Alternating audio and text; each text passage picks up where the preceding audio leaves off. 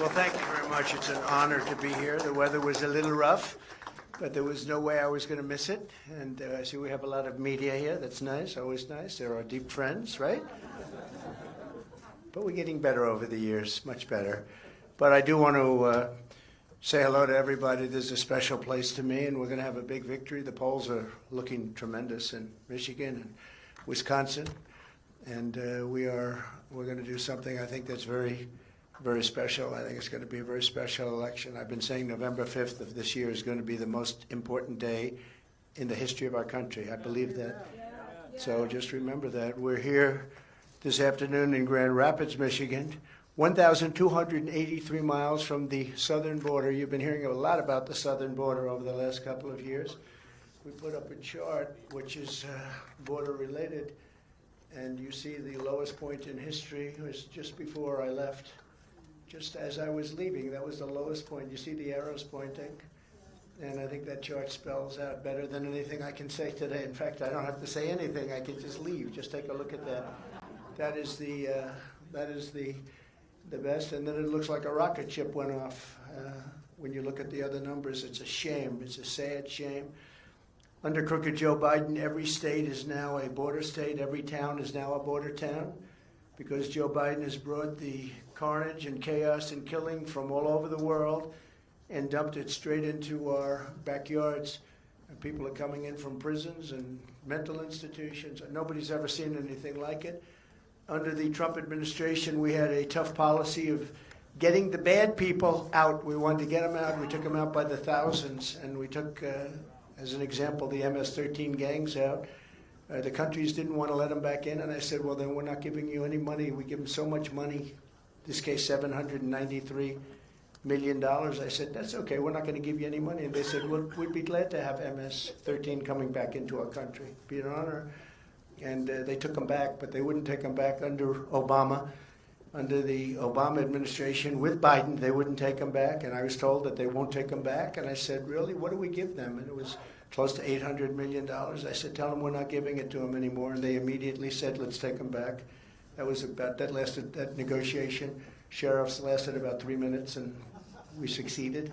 That was an easy one. Now under Biden, the bad ones are coming in at a level that nobody ever thought was even possible. Nobody thought this was possible. In Venezuela, the crime is down 67% from what it was a year and a half ago, because they're taking all of their gangs and all of their criminals and they're depositing them into the United States of America. Venezuela, think of it, their crime. Wouldn't we love to have a statistic where crime is down 67%?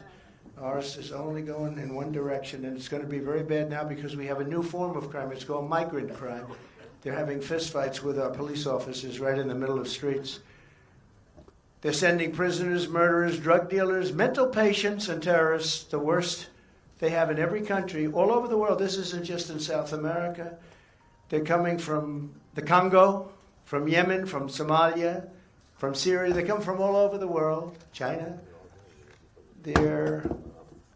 Many of them are military age, which is very strange. You don't see very many women coming in, and you see a lot of them coming in about 19 to 25, 26 years old, and especially from China. We have 29,000 over the last few months, 29,000 from China, and they all seem to be perfectly fit for military service, ready for military service. It's crazy. This is country changing, it's country threatening, and it's country wrecking. They have wrecked our country.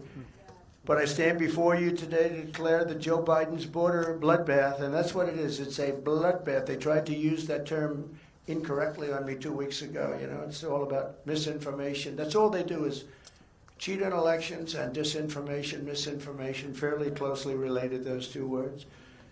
But they basically mean that it's all talk. But it's a border bloodbath, and it's destroying our country. It's a very bad thing happening. It's going to end on the day that I take office, which will be January 1st. And thank you. I want to thank members of Congress. A lot of great congressmen are here, warriors, really. They've fought with me for a long time. John James, John Molinar, and Jack Bergman, they're great friends of mine, and they love your state. They love your state. I want to really thank and congratulate, because this guy has gone like a rocket ship. I've never seen it. Well, I have a couple of times. We've got a lot of people elected. Those endorsements are pretty good. But, you know, you still have to endorse the right person. Otherwise, it doesn't work. And your next U.S. Senator, Mike Rogers, who is going to be fantastic. Thank you, Mike. He was a great congressman. He was a tough guy, too. He had one little sabbatical. He went to CNN for a little while, and it's okay, you know, same kind of. But other than that, he's been great. Well, that's good, because now you'll get a few of the more moderate. We're being nice, but he's a very respected person. He's the one we wanted. He's the one that decided to do it, and he's going to be I think he's going to be a fantastic U.S. Senator, always respected at the highest level. And he was always fair to us, too. When he did his television thing, he was always fair, strong, fair. I also want to thank Michigan Senate Republican leader Eric Nesbitt. Where is Eric? I think you're around here someplace, Eric. Good. Great job you're doing, Eric. Michigan House Republican leader Matt Hall. Matt. Good. They stand right in the middle, those guys. Former Detroit Police Chief James Craig, good guy too, good guy. Good guy, knows his way around and has done a great job. Thank you very much. We have great support. I think he just supported Mike, actually, didn't he? Did I hear that? That's a big endorsement. That's a great endorsement. Thank you, James. Second best. Yeah. Well, thank you. Actually, Mike went up 61 points. Can you imagine that? He went up 61 points, and that's really. That's quite a raise. He went up in one night, and I think that primary is over. I think he's focused now on the Democrat, and the Democrat's a radical left lunatic and doesn't represent what Michigan stands for, I can tell you. Doesn't represent the auto workers, and wants to do the all-electric cars all over the place that are all going to be made in China, and very bad. So I think that Mike Rogers is going to have tremendous success against her. Former Michigan Attorney General Bill Schuette, and thank you, Bill, very much. Thank you. And many other distinguished guests. We got a lot of people here, some ex-congressmen, some congressmen. I'm not going to go into it because we want to get down to business. We want to just get our country going again. We want to get the border closed, or we want to have people come into our country but come in legally, right? Legally. Moments ago, I met with an incredible group of local law enforcement leaders to discuss how Michigan communities are being ravaged by a new form of crime, and that's the migrant crime that we name it. It should be called Biden migrant crime, but that's too long. But you'll always remember it was Biden that gave it to us. 11 days ago, right here in Kent County, a 25-year-old Michigan woman named Ruby Garcia, who's become a very well-known name, beautiful young woman, was savagely murdered by an illegal alien criminal. Under the Trump administration, this monster had been deported, thrown out of the country, wasn't going to be able to come back because you just have to look at the charts. It was very, very hard to get in. But he came back, and we threw him out of the country, and crooked Joe Biden took him back and let him back in and let him stay in, and he viciously killed Ruby.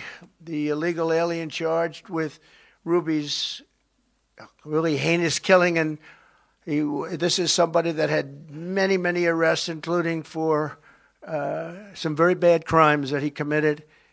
And he was set loose to roam our streets, and in this case, set loose to roam in Michigan by politicians that are left and weak and stupid.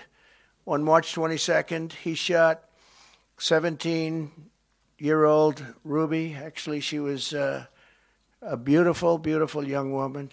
Ruby Garcia was shot multiple times with an illegally obtained handgun. Her body was dumped on the side of a highway, left to die, actually. Had a little life left to die. And Ruby passed away, and it's been a big story because it's so horrible. Some of these horrible stories, there's so many of them, you could go on for days, but some of them just, they resonate so much more for whatever reason. They're all so horrible, and there's so many of them. Now Ruby's loved ones and community are left grieving for this incredible young woman, remembering what they called her. They said she had just this most contagious laughter, and when she walked into a room, she lit up that room. And I've heard that from so many people. I spoke to some of her family. 2 months ago, another illegal alien criminal was sentenced in Kent County by executing a 22-year-old Grand Rapids woman while she was in the car with her 1-year-old baby, shooting her at least 5 times all over with a rifle at point-blank range, while the killer was wanted for outstanding attempted versions of various forms of strangulation. They were looking for this particular killer all over the country. He was allowed to come into our country by a very weak border policy. And just a few weeks ago, I met with the grieving family of Laken Riley. You know Laken, she was incredible. Top of her class, everything was the top. She was the top of everything. She was incredible. I met the parents, incredible people. The 22-year-old nursing student in Georgia who was barbarically murdered by an illegal alien animal. The Democrats say, please don't call them animals. They're humans. I said, no, they're not humans. They're not humans. They're animals.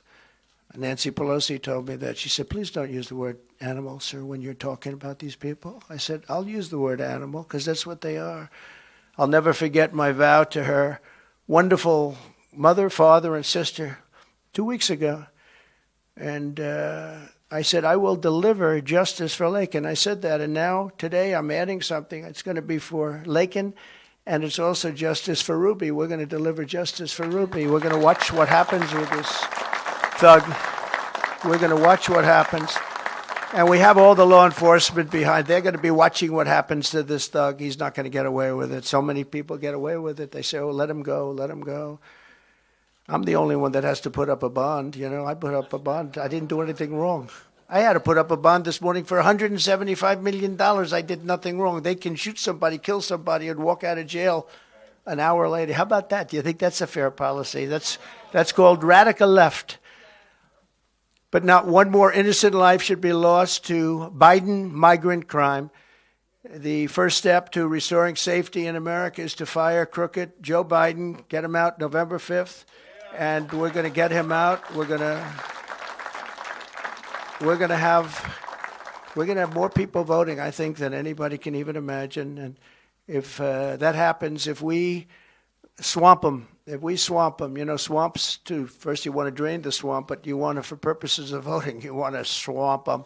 And we're going to swamp them, and they won't be able to cheat because they're very good at that. 3 years ago, we had the most secure border in U.S. history, and you see that up there. We ended catch and release. We built 571 miles of border wall very successfully. We're all ready to add another 200. That's far more than I said I was going to build, but it worked so well. We got Mexico to send 28,000 soldiers for those people to say, Mexico, oh, they didn't give the wall. They didn't give the wall. They gave more. They gave us 28,000 soldiers for years. That's why my numbers were so good. 28,000 soldiers. I said, you have to give them. They said, we wouldn't do that. Why would we do that? By the way, did you see Mexico's now asking for $20 billion a year to even sit down and talk to these people? They wouldn't ask me for that. $20 billion a year. Have you seen that? I don't know, Mike Rogers. I think we're going to have to stop that.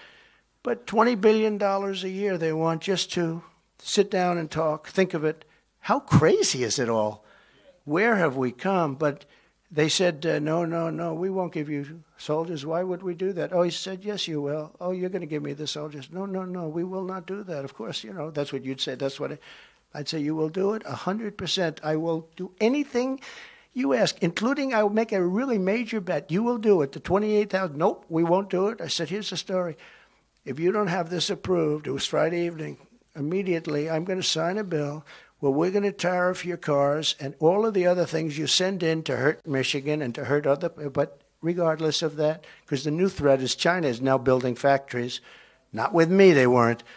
In Mexico, they're going to build cars in Mexico and sell them, and they think they're going to sell them over our border with no tax, okay? Not going to happen with me. With Biden, it's going to happen. And Michigan and the United Auto Workers will be totally out of business. They're the biggest car plants anywhere in the world. And they're building them in Mexico. A friend of mine builds plants. That's all he can do. He can't walk across the street, but he's the greatest builder of car plants. If you ask this guy, Who won the game last night? I don't know. I couldn't care less. All he can do is build plants. He's unbelievable. I said, I want to take a look at some of the plants. He said, okay, are you ready to go to Mexico? So that was bad enough. Then he said, because China is building the largest plants anywhere in Mexico, right along the border, and they're going to make cars. They're not doing it with me. With me, they're going to be tariffed to a level that those cars will not happen. They can't do this to us. They've already done, and whoever heads the auto workers, United Auto Workers, should be ashamed of himself, approving the electric vehicles, all electric. It's the craziest thing. They don't go far. I was just telling the people in the back, I was going to use folks, but I don't like using the word because Biden used it in every single speech. Hello, folks. You know, it's like a nervous habit with him. Hello, folks. Thank you, folks, folks, hundreds of times. So I just sort of put that out. So, but I was telling the people behind me, it would have been a nice time to use that term too. But I said that, when you look at all of the horrible decisions that have been made, but this decision with the electric vehicle, I mean, outside of allowing prisoners and mental institution people and terrorists into our country with no checks, no nothing, no checks, no nothing, by the millions and millions, the electric vehicle one is one of the dumbest I've ever heard too. Because I was in a beautiful place called Iowa, and we had the Iowa primary, which I won by the highest number in history, by the way, which we're very happy about that.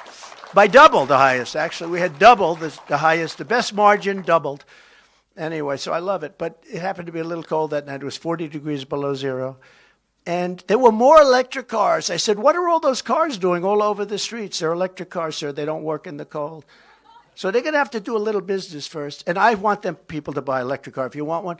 But I want them to be able to buy every other form of transportation, I want you to use gasoline a lot because we have more gasoline than any country anywhere in the world. So we're playing into China because they're going to make that's what they have. They have that. We have gas. We have gasoline. We have oil and gas. We have gasoline. And I said, isn't it a shame? We play away from our strength and we play right into their strength by doing this. And the first day, I promise you, I will sign with the electric vehicle mandate is gone.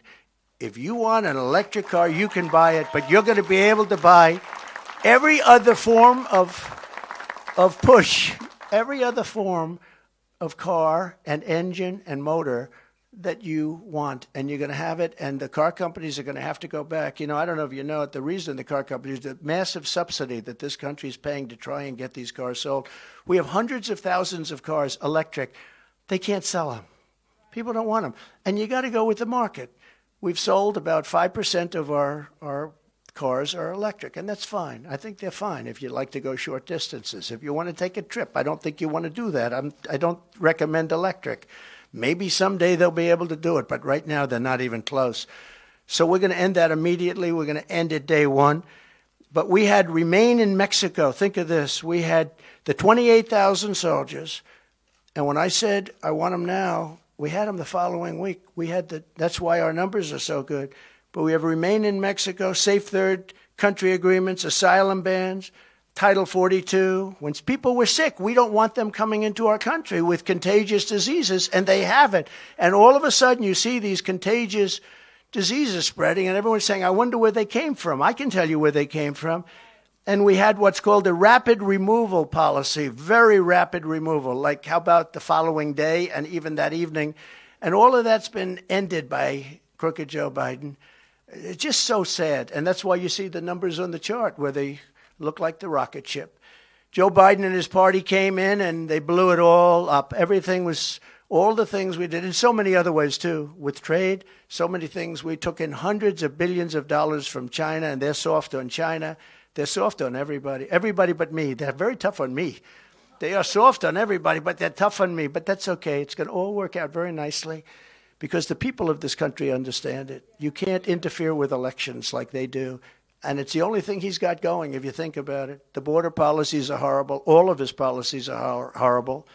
You look at inflation, inflation's through the roof. No matter what money people are making, the inflation is better. Unless you quadrupled your salary, the inflation is just destroying people in this country, where bacon is up 3 and 4 times, where the food prices are so bad, the energy prices. And by the way, energy is going up again, in case you haven't noticed. Fentanyl and opioid deaths in your state are up 32%, and deadly drugs pour across the border at levels that nobody's ever seen before, steering thousands and thousands of these vats of poison right into Michigan lives. And once peaceful, suburban Michigan is really now, you're under an invasion, and there's no way you can vote for this guy. I mean, look, I don't want to be too casual about it. There's no way you can vote for this guy. You see what I see, and there's just no way. If he makes it to the starting gate, which I find it hard to believe, but if he does, there's just no way. We have to get law and order back. These are the best people in the world. They will know. The sheriff's behind me, and this is in all states. Somebody said, how will you get these criminals out? I say the sheriffs, the police officers, the police, law enforcement, in their local communities, they know every bad kid. They know every bad person. They know their first name, their middle name. They know their phone numbers. They have their cell phones. They have everything about them. They know exactly what to do and how to do it. These guys know exactly what I'm talking about, but we have to let them do their job. And we're going to work out a federal immunity for police so they're allowed to do their job without losing their house and their pension and everything else when the liberal governors and mayors don't back them. In Troy, Michigan, a band of illegal alien thieves recently went on a rampage at a local mall, breaking into the diamond store, smashing the display cases with hammers, attacking the employees, and making off with armloads of jewelry. You read about that, a lot of jewelry. Oakland County organized squads of illegal alien gang members are helping, and they're hiding all over and breaking into rural communities. They're hiding in bushes, actually. They say they hide in bushes, and then they break into a house when the people leave, and sometimes when the people are there, which is probably worse. But into the rural communities, suburban communities. And, you know, the suburban housewives actually like Donald Trump. You know why? Because I'm the one that's going to keep them safe. They like to say, well, the suburban housewives, I don't know. I think I do great with the suburban housewives because they want to remain safe. But they loot the jewelry, they take their purses, electronics, watches, all of their cash, and the people come back and they say, what happened? If you don't want illegal alien criminals crawling through your windows and ransacking your drawers, then you must vote for the fact that we have to throw crooked Joe Biden out as fast as possible, the damage he can do, and we're talking about a certain type of damage. An even bigger damage could be World War III, because this guy has no clue. He can't put two sentences together. And he's dealing with Putin, and he's dealing with President Xi, and he's dealing with Kim Jong-un, all people I know very well. We were under no threat from anybody until this guy got in office. Now they're talking nuclear all the time. We didn't talk nuclear. I rebuilt our nuclear power to a level that nobody has, but you don't mention it and you don't talk about it. But now Putin's talking about it, and now Kim Jong-un again is talking about it. You had 4 safe years. You were safe because they respected your president and they respected the United States of America. And now you're not safe, I will tell you. We could end up in World War III with this lunatic. In various counties recently, 3 illegal alien migrants were arrested for soliciting sex from children, yet the radical left-wing governor, Gretchen Whitmer, a real beauty she is. I had to deal with her in COVID. She was the only one that was able to go sailing was her husband, right? Her husband went sailing and everybody else is locked in their house. How did that work out? Not too good. But she's now pushing Michigan families to accept $500 a month to take illegal aliens into your homes. They don't say this for our veterans that are on the street. They don't say this for other people, but they say it for migrants coming in because they want them to vote, probably. In other words, Biden and Whitmer are stealing your money to give free housing to illegals and then asking you to quarter these people, put them in your homes and feed them and do everything else. And it's just, the whole thing is so crazy. And she's a terrible governor, by the way. Your streets are bad. Everything's bad. She used to come to the White House. She was so nice, and then she'd go say, I don't like that man. I say, wait a minute, I was very nice, wasn't I? But when I'm president, instead of asking you to cram illegal aliens into your homes, I'll tell you that the illegal alien trespassers, they must go back to their homes. They have to go back because no country can withstand this invasion. There isn't a country in the world that can, I don't care how much money And we don't. We owe $34 trillion. There's no country in the world that will withstand the cost of this, and maybe more important than actual dollar cost, the cost that it's doing. It's wrecking our civilization. It's destroying our country. On day one, I will seal the border and we'll begin the largest domestic deportation operation in the history of our country. And if other countries say they won't take them back, we're not going to take them back. I will say that, yeah, here they come. You're just going to hold on to your britches, because here they come. They're coming back. Congratulations. And if you don't think these countries send them, and they send the people, by the way, that they want out, they're not sending their finest. They're sending people that they want. That's why they come out of jails and prisons. That's why they come out of the mental institutions and insane asylums.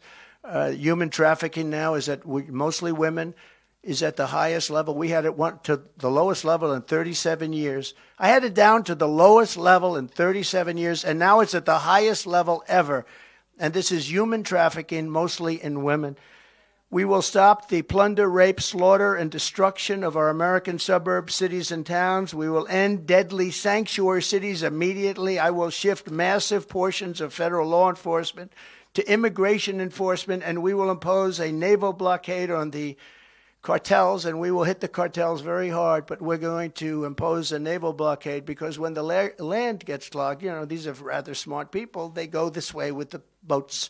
They have some pretty good boats, too. I tell you, they have a lot of money. They have unlimited money. The money they've made more money than the corporations that you read about on the covers of the magazines. Don't make the kind of money these cartels are making.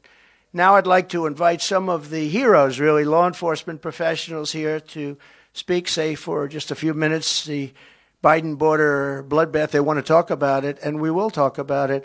Our country is in trouble. We're a nation in decline. We're not going to let it happen. We've got to stop it. We've got to win on November 5th, and it's all going to stop, and it's going to stop very quickly. Thank you very much.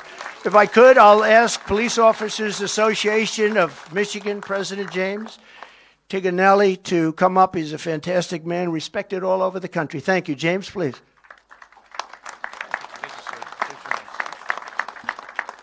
What an honor to be here, and with all these leaders of law enforcement and Congress, but with you here. Thank you. Waiting for the next trip up to D.C. with you. I wanted to tell you a little bit about recruiting, retention, and what the life of the police are like right now, that we know you were going to fix for us, because you did the last time, just because of how you feel about us. 45 years ago, 45, yeah. Number sounds familiar, right? 45 years ago, when I hired on at the job, 2,000 people would apply for 200 positions. Right. Because this job of deputy sheriff and police officer was a very honorable job. The guy down the street, you all knew where they lived. You all looked for them for leadership. And nowadays, and say the last 10 years, we can't get enough people to fill the vacancies. The academies are empty. Nobody's coming along. And we can't get enough candidates. So why does that happen? It's not because there's no desire. It's because of recruiting. Right. And recruiting, to me, was always the grandpa, Uncle Joe, who was a police officer. Maybe he was the baseball coach that was a cop during the week. He was the guy that you respected. I didn't come from a law enforcement family, but I came up as a law enforcement officer because they were important to me. On the east side of Detroit, you needed to have a few friends in the PD. The 48205, this is now the most violent zip code in America, I believe. That's where I was at. But there's no way we can have a president of the United States that allows 3 million people a year or more, I'm sure, to come across to come on our country illegally. We can't allow that to continue. It's those who enter, they do so in the light of day. They do it by pushing aside our National Guard. Then they're handed a gift card, they're handed a telephone or an iPad, transportation to anywhere in the U.S. that they want to go. And then you want to tell these law-abiding people that are here, you have to obey the law. There seems like there's no real reason to do that anymore. And that's made it very hard to be policing, because people look to us, the law-abiding people look to us, but they're saying, what about that person? What about that? As you've talked about here today. My mom used to say it takes the wind out of your sails. You just kind of, everything calms down and it's not so good. The felons that we arrest become misdemeanors, and then they become no bond, and then they become free guys really before we get our car cleaned out at the end of the shift. Why would you expect people to obey the law when millions are rewarded for disobeying it? I don't know how many officers must get injured or killed, or worse, the civilians out there that are injured or assaulted or killed and assaulted. We've heard about a couple of them here tonight. I know that we can fill these vacant jobs with good people. I know they're out there. I know we can recruit them, but we need a commander-in-chief that will give them just simple due process. You've talked about some of the things that are important to us, but they just need to know they've got somebody behind them a little bit instead of trying to push them backwards, pushing them forward. I think that'll help to restore the honor to this job that was once such an honorable one. I can promise you that our guys will put that suit on and go out and do the job for you. They really will, and they'll be better for all of the people in this room when that happens. We always were what stood between law-abiding citizens and chaos. You hear about it all night. You've talked about it here today. Instead of those efforts to make the United States look weak and poor and average, we need you. We need you to make America look great again. And I know you have that. I know it's there.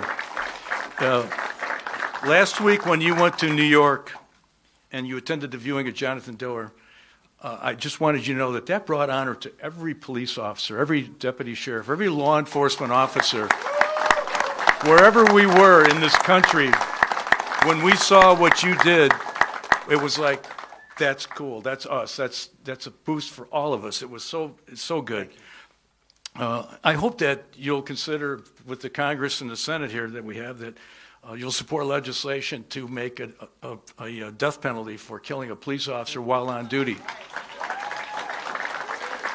And I'll leave you with this. We supported you. We endorsed you in 2016. We were the first guys in Michigan. And you sent me a little video, and we still have it. We were proud to do it. We were there in 2020, and I'll tell you, we're here in 2024, and today, on behalf of 12,000 law enforcement people that the Police Officers Association of Michigan represent, we want you to accept our endorsement for President of the United States. Very important. You got it. Thank you for the time. Thank you very much. Wow. Thank you very much. That's very nice.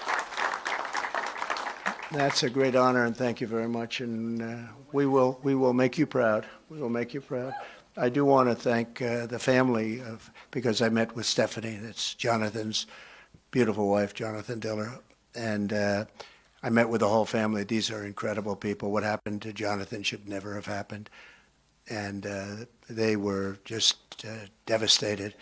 But the spirit and the love and the numbers of police that were there, and firemen, firewomen, the number of people that were there was incredible. It just was incredible, but that's an incredible family, so we send our love. I said to Stephanie, he will not have died in vain. So, but I thank you very much for the endorsement. Thank you. So, if I might, we're going to do this very quickly. Sheriff Daniel Abbott, as you know, Van Buren County, highly respected, and he's going to say a few words. Thank you, Daniel. So I'll make this pretty brief. I was asked to hit on how the open borders are affecting us here in southwestern Michigan. Our county is actually on the southwestern part of Michigan, only Berrien's below us. I ran some numbers yesterday in our jail facility. 40% of our inmates in our jail in Van Buren County have out-of-county residency. Out of the 40% that do not live in our county that we're feeding every day, 10% of those have addresses from Mexico or Guatemala. Put that in perspective. We are a rural community. 10% of the folks in our jail are from Mexico or Guatemala. They're not in our jail by coincidence. We didn't just see them walking down the road and saying, you know what, I don't think you belong here. They're in our jail because they committed crimes. If you look at the heinous crimes that they committed, the one that really jumped out at us is all the violent sex crimes. And it's not just against adults. It's against our children as well in our community, and that's appalling. To go even further on that, with the open borders the way they are, when President Trump was in office, our narcotic unit was buying a ball of meth, which is 3.5 ounces of meth, for $300 to $350 for a ball. As of this past week, A ball is $85 because the market's flooded by the tons coming across the open borders and semis. And when I say tons, I mean tons. It used to be a thing of the past, or it is a thing of the past, folks doing, making the meth in their own residences. They don't do it anymore because the cartel's bringing it in by the tons. They're not having to make it inside their residences, hence the cheap amount that's going out and the amount that's on the street. It's disturbing. I've got a few bullet points I want to really drive home to you folks. Career law enforcement officers have faced incredible challenges these past 4 years for several reasons. The drastic rise in fentanyl as well coming over the border has touched just about every family in southwestern Michigan. You guys all see it on the news on a regular basis, all the ODs and domestic situations that we handle in law enforcement. We handle roughly 2 overdose deaths a week in our county. Keep in mind, our county is only 76,000 population. So at least twice a week, we're handling those. And those are numbers I ran yesterday. I just didn't make those numbers up. That's disturbing. It's getting in our schools. It's getting in our children's hands. It's very disturbing. It's killing our kids. It's poisoning our communities. It's making the jobs of law enforcement professionals much more difficult. The open southern border is the heart of lawlessness and crime you're witnessing. Make no bones about it. We need leadership at the national level that is willing to solve this crisis. President Trump, without a doubt, is the leader we need to get the job done and get America safe. Thank you.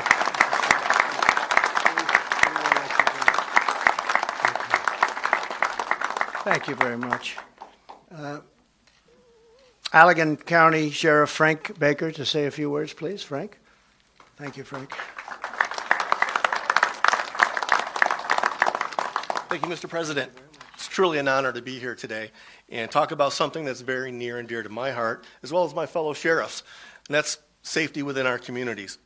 And one of the biggest things that we're facing now, and Sheriff Abbott mentioned it, is the crime, the level of crime we're seeing, but the amount of narcotics, the illegal narcotics, whether it's methamphetamine or fentanyl, it's devastating our communities. And something needs to be done about that. And the only way we can do anything is to secure the border. A lot of times people ask me, the border's a long way from Allegan County, and yes it is, but there's not a day goes by that's not impacting what happens in our county because of the amount of drugs that we're seeing. We used to be known as the meth capital of the world, jokingly people would say, because of the number of methamphetamine labs that we'd made arrests for. We don't make arrests for methamphetamine labs anymore. I mean, it's a thing of the past because the illegal drugs that we're seeing now, the crystal methamphetamine, is so cheap, as Sheriff Abbott had mentioned, it's cheaper to buy it than it is to make it. So we have a crisis on our hands and we need help.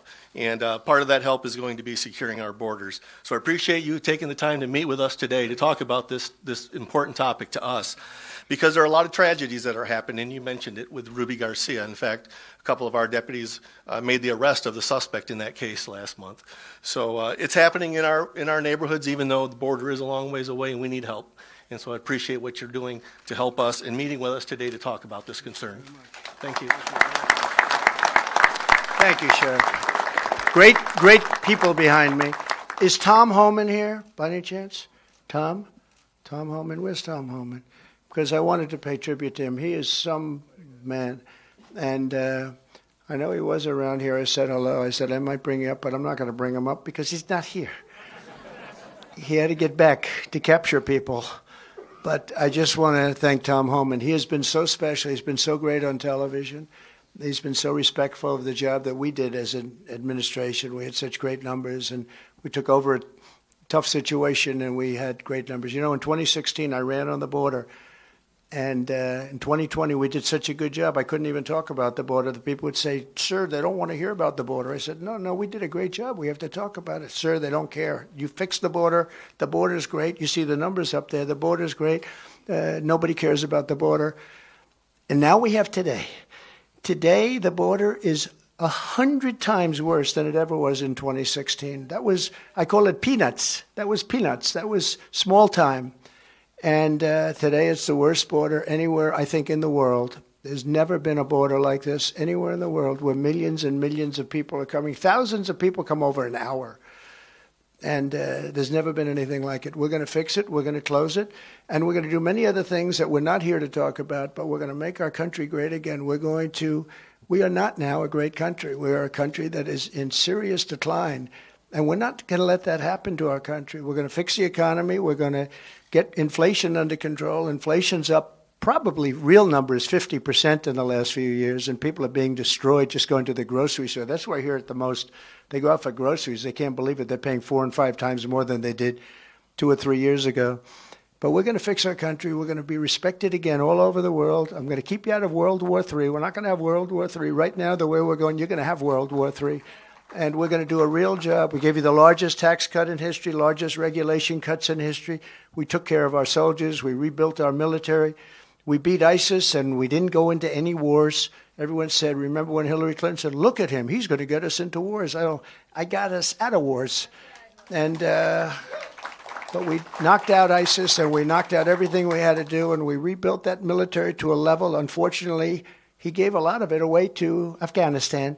But as much as it was a small portion compared to what we did. We rebuilt our entire military, and I'm very proud of it. We have a great military. They're not woke like people think. A couple of people on top are. They'd like to be, but we're not. Our military is amazing. What they did with ISIS was supposed to take 4 years, and it took me a couple of months to knock out ISIS 100%. You remember I had it down to 97%, and the media started saying, sir, it's not 100%. I said, I've got problems. I better do it. So we took a few more weeks, and we got it down to 100%, and they admit it. And just one of those things. But the people behind me are incredible people. They're heroes. They're heroes. And you have a couple that are going to be elected very soon, and they're going to do a real job. They love Michigan. They love the country, and they're going to do a real job. It's an honor to be here. I'll be back a little bit before November 5th. I'll be back as many times because this is a very important state. You win Michigan, you win the election. You win Michigan, you're going to win the election. And so we'll be back, and we'll be back to Wisconsin. I'm heading for Wisconsin right now, and we're going to be back there quite a bit too. We're going to put it all out, because if we don't win on November 5th, I think our country is going to cease to exist. It could be the last election we ever have. I actually mean that. We don't win. I think this could be the last election we ever have. That's where our country's going. So I just want to thank you all. Thank you very much. And I just want to thank you all very much. It's an honor. I'll see you soon.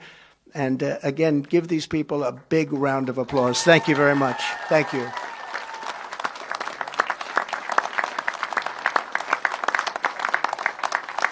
President.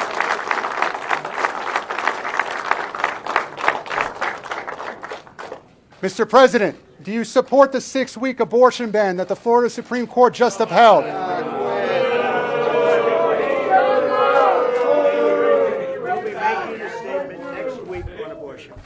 We're going to make a statement next week. What would you tell Prime Minister Netanyahu? USA! USA! USA! USA! USA! Mr. President, what would you tell Prime Minister Netanyahu after the death of aid workers? 4 more years! 4 more years! 4 more years!